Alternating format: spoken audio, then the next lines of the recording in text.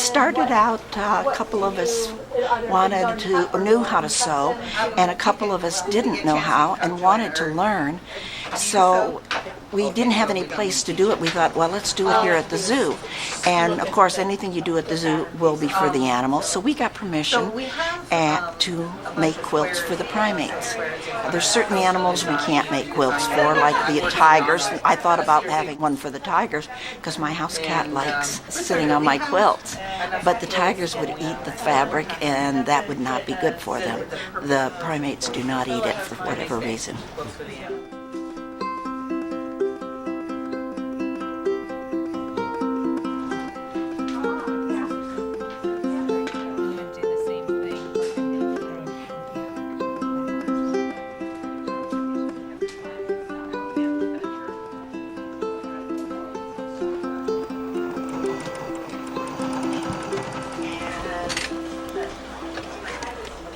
I had touched a sewing machine, but I had not sewn before, and so I've gotten much better now. You're actually making things for the animals, which is pretty cool. We had a couple of people on the enrichment team that wanted to learn how to make quilts.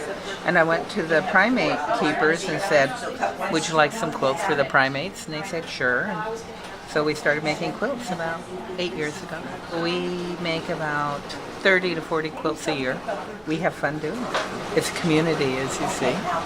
A lot of the quilts now get wrapped up in the presents for the primates, and the keepers put the treats in the pockets. The chimps use the quilts until they wear out. The orangutans are a little bit more inquisitive. It's their nature to take things apart and see how they're made. One of the chimps that we have really prefers red, and we'll make red things for her. I've been coming pretty much every single time since back in November, so I find it addictive. Very accomplishing too. We learn new sewing techniques and quilting blocks, and the primates get all kinds of treats and quilts with lots of treats and pockets in them that they can go ape on. So fun. But I just thought that was a nice one. You would sew all your yellow to all your greens. Okay. And these people have been here a lot now, and so I decided it was time that they need learn more blocks. Why do I ever have to learn geometry? Now I know why, for quilting. Maybe I don't want to do this project. No, I wasn't paying attention and I put this on backwards, so I'm tearing out the seam. Making a quilt for primates. I'm just picking patterns to put together. So it's going to have pockets for treats that people could use for the animals for like a treat for them.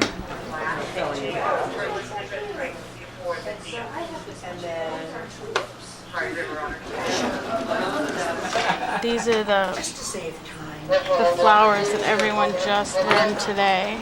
Everyone here made one. And then we're going to put them together. There's going to be one big flower quilt. You know, sometimes you don't sit at home and sew. Other things get in the way. This is an opportunity to get out and sew, and for the monkeys.